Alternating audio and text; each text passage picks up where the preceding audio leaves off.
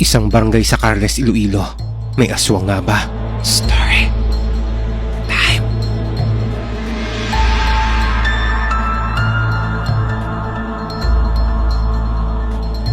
Ako si CJ at may karanasan akong gustong ibahagi. May nangyari kasi sa amin nung pumunta ako sa Isla Gigantes, Iloilo. Tubong Bicol ang nanay ko, pero nagkaroon siya ng pangalawang asawa na lokal sa estansya Iloilo. Naghiwalay sila ng tatay ko sa mga personal na dahilan, kaya nagkaroon na ang nanay ko ng bago niyang pamilya. Dahil dito, nagpa siya akong bisitahin siya kasama ang office mate kong babae. Nang panahon na to, buntis ako at walang ama ang anak ko. Kasi nang malaman ng boyfriend ko na buntis ako, iniwan niya ako. Sobrang na-depress ako nito, pero para hindi maapektuhan ang kalagayan ng baby ko, nagpa siya ako magpunta sa Iloilo para bisitahin si mama at naisip ko na rin mag-tour sa Isla Gigantes. Nagbabalak din ba kayo mag-travel sa Isla de Gigantes? At wala pa kayong itinerary? Pwede tayo magpagawa kay Sisi ng itinerary sa Isla de Gigantes. Pwede mo ba akong gawa ng 3-day Isla de Gigantes itinerary? Narito ang isang posibleng 3 araw ng itinerary para sa Isla de Gigantes. O diba? Meron ka na kaagad itinerary at hindi mo na kailangan mag-search at isa-isahin pa to. Pwede ka rin magpagawa sa kanya ng itinerary na may mga picture ng location o isla na pupuntahan nyo. Para kang may tour guide pag meron ka nito. Kaya ano pang hinihintay mo? 100% free to. I-download mo na! Pagdating namin sa Iloilo City Airport, sumakay kami ng bus papuntang estansya. 3 oras din ang biyahe. Sinupresa ko si mama kahit malaki na ang tiyan ko. Walang buwan na kasi to. Dito ko rin unang nakilala ang 2 kong kapatid sa bago niyang asawa. Sa tulong ng partner ni mama na si Tito Raul, nakapunta kami sa isang isla sa may Gabi, Carles, Iloilo. May kamag-anak siya rito na magtuturo sa amin papuntang Isla Gigantes. Mula estansya, sumakay kami ng bangka papuntang Gabi. Ang kabuhayan sa islang to'y pag-aani ng scallops.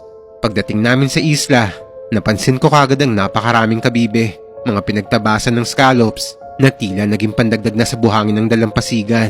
Sariwa din ang amoy ng dagat dito. Maraming bangka ang nakadaong at maraming mga bata ang naglalaro.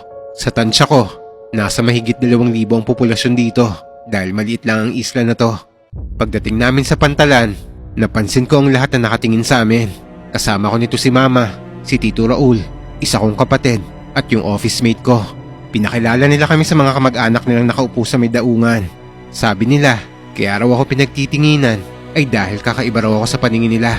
Buntis at puno ng tattoo sa likod at binte. Pinatuloy kami sa bahay ng kamag-anak ni Tito Raul. Ako, ang office mate ko at ang kapatid ko ay nag-share sa isang kwarto. Ang bahay nila ay gawa sa pinaghalong kahoy, lawanit at bato. Ang sahig ay sementong pininturahan ng pula. Malaki ang garden nila at magkakatabi ang mga bahay na pinaghihiwalay lang ng mababang bakod na kawayan. May mga tanim din sila ditong gumamela, yellow bell at santan. Dahil sa layo ng biyahe, nagtanong ako kung saan ang palikuran.